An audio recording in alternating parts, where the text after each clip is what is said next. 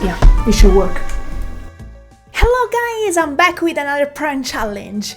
Today we are going to immediately explain how the prank challenge works, and I want to thank you all for participating in the last prank challenge, and I'm going to do the showcase at the end of the video, so let's start!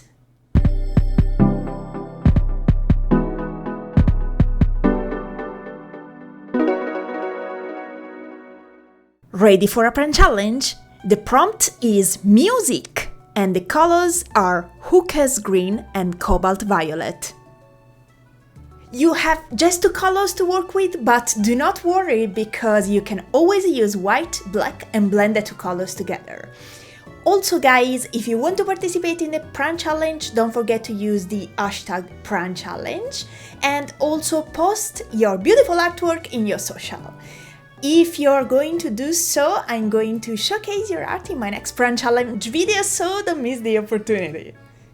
So now it's time to be creative and have fun, and so I want to drive you through my speed painting process, and if you want to draw along, you're welcome. So first thing that I did was to start sketching something, and the thing that I wanted to show you was an arena where people are playing some music, so some sort of a stadium and a band playing. But then I changed my mind and I wanted to do something a little bit more fantasy-like. And I drew this person, basically this small sketch of a person that is playing in the center of a pond. So I started with the sketch again. I had to reinvent my first thumbnail because it was very rough. So I started with a figure, and he's wearing some sort of nymph hat, and he's playing an automaton because recently we bought one. And there are these are some sort of whimsical ambientation where there are frogs and there is a pond.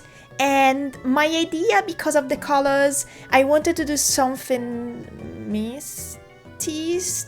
What happened here? Oh no.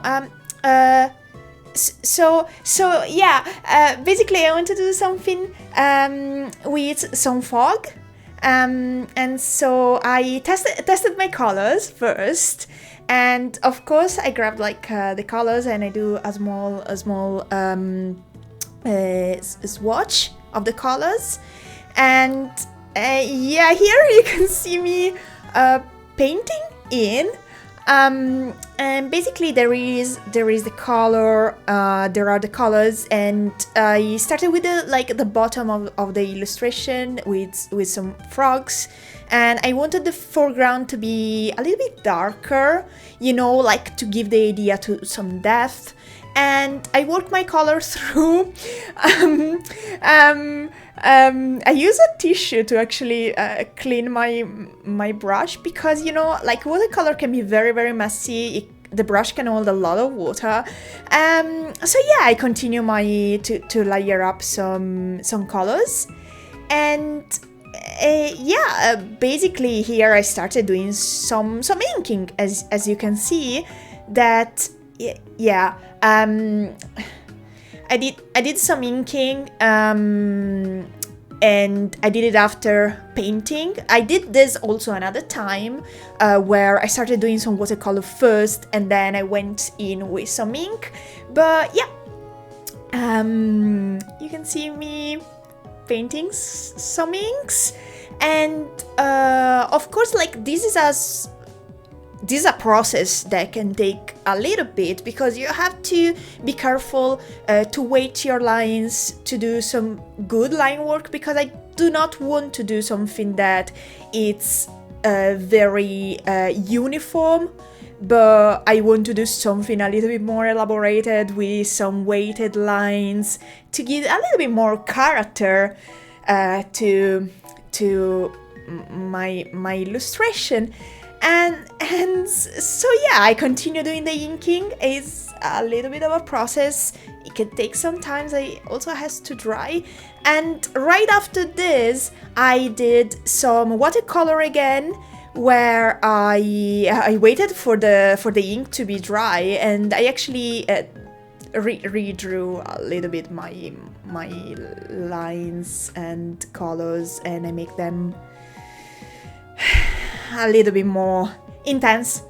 So yeah, this was the whole process, and now in a bit I'm going to show you the final illustration. And this is the final illustration where basically now I'm going to peel the tape, and is, as always, is the most stressful thing that you can do. and yeah, this was the illustration. I hope you like the process.